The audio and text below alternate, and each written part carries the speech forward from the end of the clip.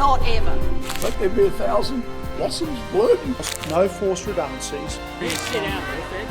You sit down. If you like what you hear, you can show us some love too. Follow our socials on Instagram, Facebook, TikTok, and YouTube, and subscribe to the podcast on whatever platform you're listening to us on right now. Well, welcome back to Unpacked, our podcast where we unpack some issues of the day. We have a guest co-host today, Bart Mellish, who is Labor's transport spokesperson, and our special guest on the podcast is Immy from ImmyOnBoard. Welcome, Immy. Hello. I ended up here somehow. I don't know how I got here. It's all good. But you have brought a sandwich, so you understood the assignment. What kind of sandwich have you got? It is a pepperoni sandwich, which I am shocked to know exists. So is there a story behind the sandwich, or you just thought you'd give it a go? I like pepperoni pizza, and I was just like, what if I wanted a pepperoni sandwich? And apparently it exists now. I reckon if you toasted it, it'd be like a pepperoni pizza. Has it got cheese on it? No. Just a lot of pepperoni. Just a lot of that is lot of loaded pepperoni. with pepperoni. Hey, it'll be great. It'll be great. Can I just say as well, I think a pepperoni is a pretty underrated sandwich filler. I think too many people go with the ham. It doesn't last as long. I think pepperoni, as a deli meats fan, I think it's a very good choice. Yeah, well done, Immy. And tell us a bit about yourself. You've emerged as a bit of a Brisbane transport influencer. Teen transit journalist. Teen transit journalist. Yeah. So essentially, I like to ride transport, and I like to tell people about transport. And for some reason, quite a few people want to listen to transport. Yep. Trains, trams, well, not Buses? maybe, sometimes. Yeah. Buses, metros. It's just... Metro, is the metro a train or a bus? We don't talk about that. we skip over that. All right. Metro is a bi-articulated bus. Council's definition of metro is just high frequency. So I guess a city cat could be a metro if you try hard enough. I'd like to see that proposed. Oh, that'd be terrible. I just ride transport, and I tell other people about it. I like to keep people informed. I think not enough people are engaging with transport to the point where the topic of transport is frequently overrun by a lot of old people who don't care. And I believe that people who actually take public transport should have the ability to, influence the debate. And we keep seeing all over the world, actually, these people who've never taken a bus in their life have significantly more influence over everyone.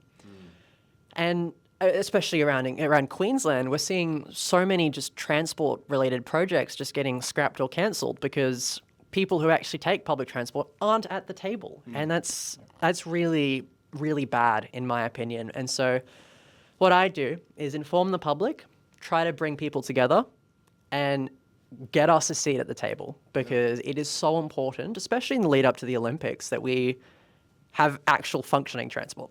Because if we don't, all the people from Europe and the US, actually the US is terrible transport, so let's just say Europe, and places like China, where they have these amazing transport networks, are going to come to Brisbane and be like, why? Why is it like this? And I guess I just want to get people involved, pretty much. Yeah. You've been a transport minister, Bart. How do you make sure that actual commuters get a say, and potential commuters? Yeah, it's a really tough thing for something that people spend half an hour, 2 hours a day doing. Often people just accept and take for granted the existing transport networks we've got, and they don't think of different ways that you can improve it going forward, or ways you can make the experience better, which 50 cent fares, your 50 cent fare, Stephen, was a great way to get people to think differently about public transport. It got a lot of people back onto public transport that maybe hadn't used it since before COVID or for a few years, and it got people using public transport on the weekends. We've seen that massively increase, where the ferry ride in Brisbane is now, I think, one of the best tourist experiences you can get in the country for $1, for example. Getting people talking, thinking about public transport networks is great. Getting that user experience, which Immy's done a really good job over the last sort of year or so, I suppose, in promoting that and getting the views of, particularly of young people, and how they like, dislike, or think the public transport network can be improved is a really good thing. And what sort of things are your followers saying? Anything at this point. I know particularly the group sector that I run is calling for stuff like busways, such as to Castledine or Capalaba, essentially asking the council to follow through on their plan, because we do agree with the council's plan. We think trunk and feeder with like transit ways to Castledine and Capalaba will be a good thing. Imagine if Imagine if hypothetically we had this high frequency BRT bus system using these amazing metro vehicles, going to Castledine, going to Capalaba, heck, even Indooroopilly, cutting through the UQ campus, working out a deal. And all of these like suburban routes were also higher frequency. It would be an amazing. Brisbane is objectively a bus city. We can't just cross a rail under every single suburb, as much as some people would like to, me included. We need these high frequency BRT systems. We need proper trunk and feeder. And to be honest, we need to do it soon. Olympics is coming. And I think if we properly lean into that as a state, and we ignore a lot of the criticism coming from people who don't know what they're talking about, and do that proper BRT system using these amazing metro systems, we can have this amazing trunk and feeder system by as soon as 2031, which helps for the Olympics. And after the Olympics is over, helps for literally every single suburb near these new BRT lines. I know Capalaba, for example, has absolutely abhorrent transport. So imagine if there was a BRT going all the way to Capalaba and all of our suburban loops were built around that. It would be great. And Castledine, I know around the Chermside area, is terrible. Why from like Stafford and all of those suburbs do you have to go like on one bus to the city when we could have that be a higher frequency bus to Chermside Station and then take a metro to the city? It's just, I feel like we need to lean harder into trunk and feeder, and we're not. It's just not getting funded. Yeah, we put some money in, Bart, to do the study on Capalaba and Castledine. Yeah, I was really pleased that we negotiated with council last year to put some money into business cases for further east to Capalaba, further north to Castledine, further south, continuing the southeast busway there, to do the business cases to say, look, how much would this cost in the future? When would you do it? How would you structure it? I'll be really keen to see where they're up to, those business cases that the state and council do at the moment, because speaking biasly as the member for Aspley, which is Castledine's in that area, that part of the world is so close to Chermside, which is now increasingly a major urban centre, and you really need that direct route into the city, I suppose. And if housing is going to be something that's going to be challenged over the next 10 years in Brisbane, if it's something that's going to be improved, we really need public transport to play a big part of that, and extending that, as you say, trunk and feeder network is really going to be a big part of it. I know for Capalaba, the local politicians are now calling for the busway, but calling is one thing. Can we get the study finished on time and actually do it? There is a new metro tunnel that opened recently. I saw you went on a ride. Yes, the Adelaide Streets Tunnel. The Adelaide Street Tunnel has done quite a bit to alleviate congestion. I know the Queen Street Bus Tunnel was a problem for a while. Essentially, only one bus can do the turn to get to King George Square through the Queen Street Bus Tunnel, which just creates a whole number of problems, especially when a singular bus is delayed. So the Adelaide Street Bus Tunnel does do a lot to alleviate that, and I'm very grateful to the council and state government for getting that built. We just need more. I would call for the pedestrianisation of Grey Street. I think it's Grey Street. If I'm wrong, edit that in post. But just the pedestrianisation of Grey Street would be very good. There's no reason around South Brisbane we need cars going through it, especially we can divert cars away, like around it. There's more you need to do, everyone needs to do to alleviate congestion. But Adelaide Street Bus Tunnel did do a lot, which is a very good thing. Yeah, those inner city throughputs are really important to the whole network, aren't they? Crossriver Rail, of course, being the big one that's on its way. Yeah, Crossriver Rail, a bit sceptical of the delays they're claiming. I don't know how it suddenly jumps back 3 years. I was told by one of the information centre staff that apparently 2029 was the worst case scenario if there were like pretty major incidents such as, I don't know, America goes to war and it screws up all the supply chains.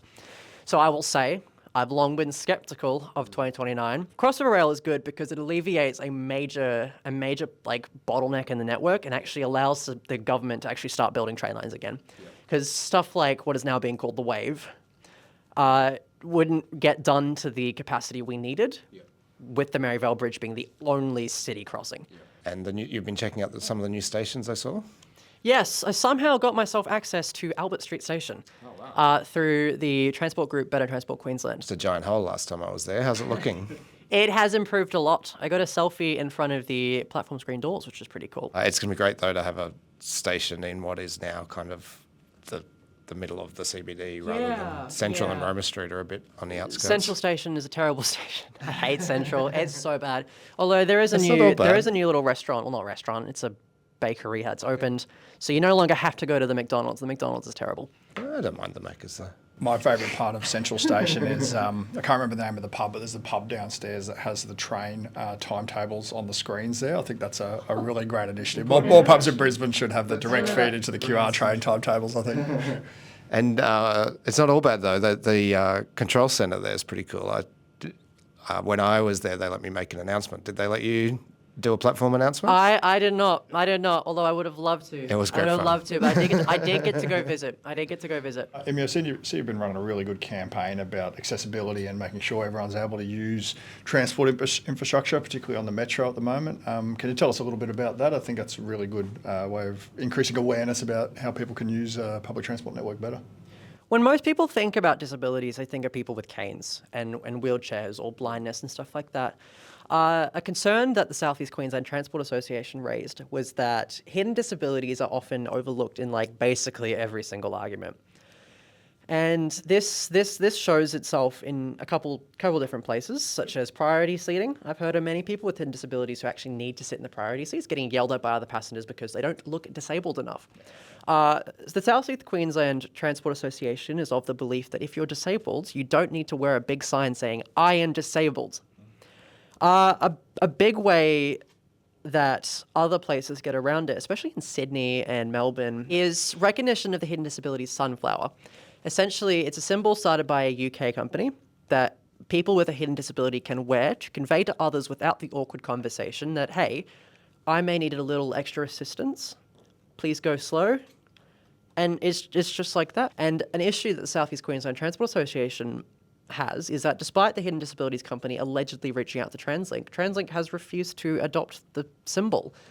To give TransLink credit, TransLink does have a Hidden Disabilities campaign, but it's not related to the Sunflower campaign in any way, shape or form. We identified a problem with the Brisbane Metro vehicles. These Metro vehicles are amazing. And they've got this amazing accessibility feature where if you click a button, they've got an automated ramp. This doesn't require the bus driver to get out at all. The bus driver just hits a button on their console, and 4 seconds are added to the wait time, and the ramp is out for people in wheelchairs or canes or people with hidden disabilities to actually get out. The problem is that metro drivers typically assume that if they don't see a wheelchair or a pram or a cane in their camera, they will not deploy the ramp. Now, I understand why that's the case, because, high schoolers might be causing trouble, but I would rather a few extra minutes of wait time per station because some high school kids are deciding to screw around than for someone who needs that ramp to have to go without it. Yeah. And basically what we're requesting is for just honour all ramp requests. Yeah. You can't tell if someone's disabled. With the Sunflower, we want TransLink to recognise it just in general. I would like to see on trains posters saying, the Sunflower exists, this person may need extra assistance, just go slow with them. This is the Sunflower lanyard I'm talking about. Essentially, when you wear this, you're indicating to others that you may need extra assistance. We want TransLink to recognise this. We want it put on posters, and we want adequate training for all station and driver staff to know what it is. Because in too many instances have people with hidden disabilities just no one knows what it is, and we have issues with the metro ramps. And it pains me to think that anyone is having to go through any extra trouble just because they don't want to wear a giant sign saying, I'm disabled.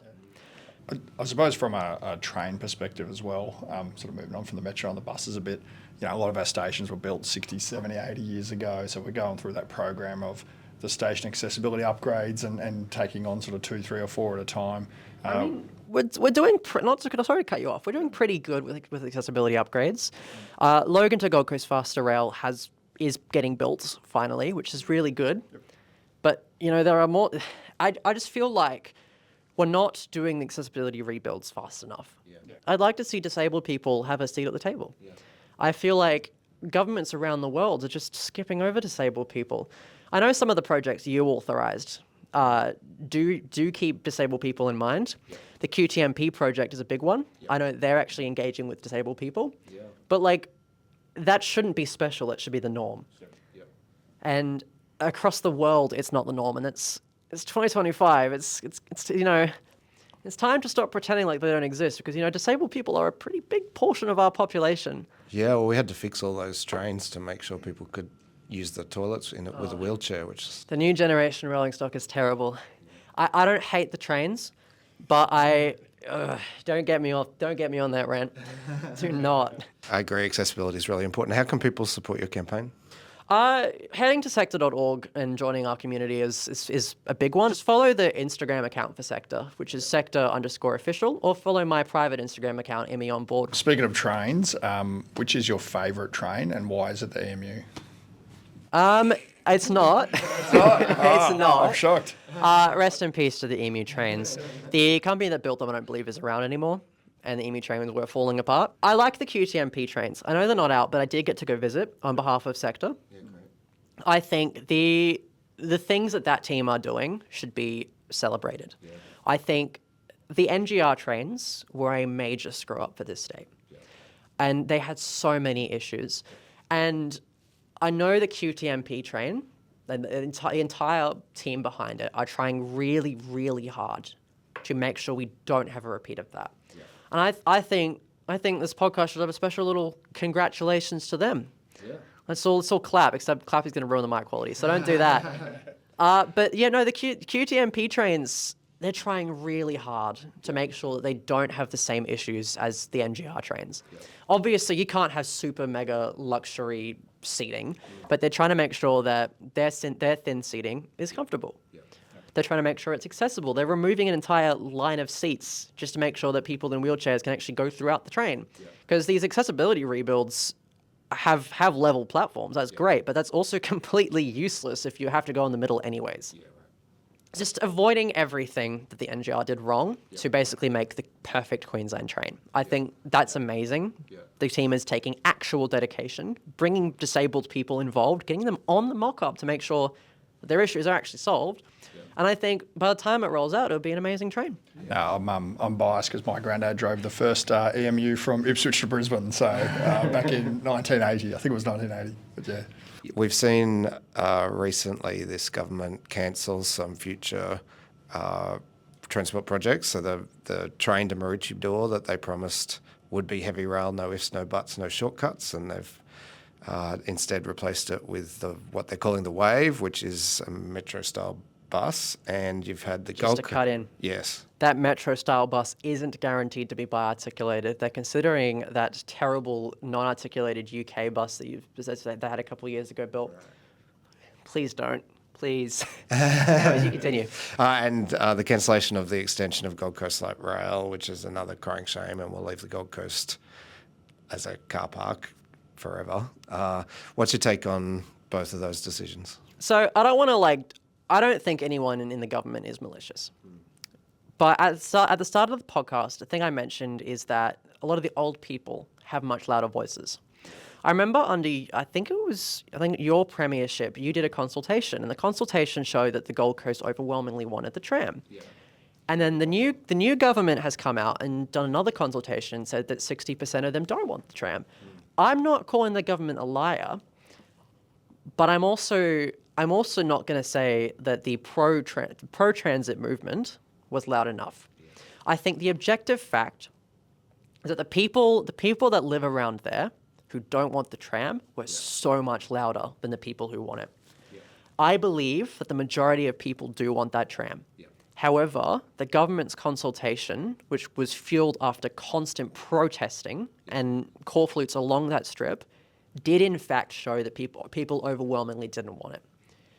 The problem is that if we're not loud enough, then it doesn't get built. Yep. And because we weren't loud enough, because the people who don't want our transport to move forward were louder, we're now going to suffer that for the next 10 years at least. Because let's just be real, that's not getting built for the Olympics. No. It will be a bus, and buses don't work.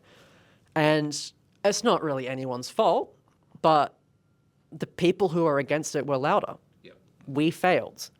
And we're going to suffer that. We're going to suffer for at least a decade because of that. So what we need to learn from that is that in future consultations, we have to be louder. Yeah. That's why Sector is trying to pack consultations from now on, because we can't just keep letting a small percent of the population be so much louder. Everyone knows, when you do at least a little bit of research into it, the tram is objectively better. Yep. It gets cars off the road, and it's better transport.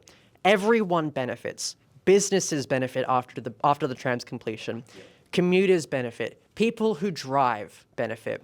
You could live on the Gold Coast and hate trams, never take a tram in your life. Yep. You still benefit because it got built. Sure. And it doesn't take that much research to find that out. But the people who are against it don't care. Mm-hmm. And so it doesn't get built. And there's this weird belief that if you don't build it, densification stops. But that's not true. Yeah. The Gold Coast is densifying whether you like it or not. That's just how these things work. Yeah. If you don't want it to densify, don't live on the main strip of a fast-growing city. Yeah. I don't think it's that complicated. And on the Sunshine Coast, I think it is very good that corridor is getting built before the Olympics. Well, if it gets built before the Olympics, we are cutting it a bit short. But that is a very good thing. The metro isn't inherently a bad thing. I just know that during the Olympics and immediately following it, we're going to be suffering because the metro can't sustain the numbers that are going to be going through that region. Yep. Building a rail line to Maroochydore, even if not done by the Olympics, would have been so much better long term than doing a bus. Yeah. Furthermore, they're doing a bus on the rail corridor, locking any future government into a very expensive transition if they do choose to do a rail line. I mean, they might not have seen, I even asked the Transport Minister at Estimates, which is a boring politician process this year, asked him when was the last time he'd transferred between a train and a bus, and he couldn't name it. So, the government's sort of calling this seamless. It's like, well, it's seamless except for the giant seam in the middle. I'm not inherently against metros. Yeah. I just think all transport infrastructure should be reviewed for the region it is. Brisbane Metro worked. I think we can all agree with that. Yep. But Brisbane Metro worked because the corridor was good for that specific infrastructure improvement. Doing a blanket solution doesn't work, and you can see that in many places in the world. So why are we replacing heavy rail with a metro? Yeah. But I'm not elected, so I can't do anything about it. I think you are doing something about it. So some folk have sent us some questions in my Instagram DMs, and so we'll hit you with those. The first one we've covered a bit, but I think you want to talk about it a bit more, Immy. This is from Dion. He says, thoughts on light rail to Gold Coast Airport? When the light rail was cancelled, all the NIMBYs were immediately calling for heavy rail to the airport. And I'm like, okay, yes, you're right. We should build heavy rail to the airport. But the heavy rail to the airport is a completely separate thing. The heavy rail to the airport is so much south of that corridor, it's not even funny. So being like, oh, we want heavy rail to the airport, the original plan was to do both. Yeah. And so I don't think the people calling for its cancellation really understand what they're talking about because, again, heavy rail to the airport, do it, get it done, completely separate issue. Please build a light rail to the airport. Don't do 3 stages of a light rail and then cancel it. Also, if you're going to do a metro depot, the busway is bigger than the tram corridor, and so will cause even more disruptions. And a metro depot is going to be significantly bigger. Yeah. But what do I know? What do I know? Bart, do you want to do the next one? Yeah, sure. Old Me is Still Me, great username, asks, what do you think about the intersection between transport and homelessness? A lot of homeless people need to take transport. Stuff like the 50-cent fares initiative is great because that helps a lot of homeless people to get around. What I would call for is densification of buildings and getting homeless people, first of all, in houses, because the cost of living crisis and homelessness in this city is abysmal. Getting them in apartments along transport corridors would be a really good thing. What I will say is that there is a certain university by a bus station that is closing down at the end of this year. This is Griffith University, not the Nathan campus, but the Mount Gravatt campus. What if you were to hypothetically demolish that campus and do a bunch of like low-cost apartments by the bus station? Wouldn't that be great? I would really like to see just apartments and places to live that are government-funded by bus stations, by train stations. Yeah. So Abby's asked me to ask, do you think we should build a proper rail-based metro like Sydney and Melbourne? This is where I deviate from other transport fans. I don't think it should be our priority. I think it should be our priority. I think we need light rail. Don't get me wrong, particularly on the Sunshine Coast. The proposal under his government was to do heavy rail to Maroochydore and then do a light rail across the main strip. That would be so good. It's like the Gold Coast. That'd be great. And extending the Gold Coast light rail, particularly not just extending it to the airport, but doing like a spur off the university hospital to Paradise Point, stuff like that. And as for Brisbane City specifically, I would like to see the city gliders converted to light rail. I would like to see streets, some streets, don't cancel me, some streets pedestrianised and turned into light rail. But I don't think it should be our priority. Infrastructure needs to be adapted to where it's put. I wouldn't want a light rail going through the suburban streets of Capalaba. But I would want a light rail on the main strips of the Sunshine Coast and the Gold Coast. Alex Smithy 40 asks opinions on Tilt Train and its future. So we're getting a bit regional with that question. A bit regional. Well, all right. So full disclosure, the group I work at, Sector, we're Southeast Queensland. So we don't really typically deal with regional services. What I will say is I have some personal opinions on the Tilt Train. We'll go into that. So this is not the views of Sector, but this is my personal opinion. The Tilt Train needs to be expanded, but I worry it's not possible. Keep in mind, Queensland is a very big state. States like Victoria and New South Wales have these really big fleshed out regional train networks because they can. Because they can. And Brisbane, Queensland, we're so big that we almost can't, and all of our population is in some very, very tightly packed city centres. The Tilt Train should be expanded, absolutely. I just worry it's not necessarily possible. What I would say for now is any government in Queensland in the next few decades should look at subsidising our regional rail. I think that would do a lot to drive up people using it. And also advertisements. So many people don't know that we actually have a regional train network. And that's just like, we don't have an extensive one, but you can get up to Cairns on one train. That's pretty cool. So the ultimate question for a public transport journalist like yourself, Immy, what is your favourite form of public transport? Can I piss your audience off and say monorail? No, I'm kidding. I hate monorails. There's not enough monorails. Monorails are terrible. I'm going to do a quick monorail rant, and this should be included. Okay, go. Monorails keep getting tested and they keep failing. I was talking in the Sector group about this new monorail system that's like high speed, and I'm just like, do we really want to invest in yet another monorail considering where the other monorails are gone? It didn't work on The Simpsons either. Simpsons monorail was not given enough opportunity. I'm going to have to think for a second. You need to do it. I'm not even holding it near me. I'm going to have to think for a second. You need to do a little compilation of me thinking.